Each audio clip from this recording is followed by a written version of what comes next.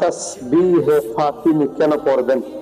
তাসবিহে ফাতিমির ফজিলত আল্লাহ পাক রব্বুল আলামিনের হাবিব ইমামুল আম্বিয়া রাসূল সাল্লাল্লাহু আলাইহি ওয়াসাল্লাম এই তাসবিহে ফাতিমি হযরত ফাতিমাতুজ জাহরা রাদিয়াল্লাহু তাআলা আনহাকে দিয়েছিলেন।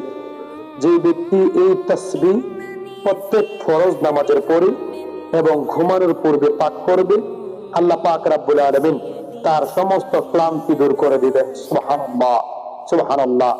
তাসবিহ ফাতিমি অত্যন্ত গুরুত্বপূর্ণ তাসবিহ। আমরা প্রত্যেক ফরজ নামাজের পরে 33 বার সুবহানাল্লাহ, 33 বার আলহামদুলিল্লাহ, 34 বার আল্লাহু আকবার এই তাসবিহগুলো পাঠ করে মহান আল্লাহর দরবারে দরুদ শরীফ পাঠ করে মহান আল্লাহর দরবারে দোয়া করব।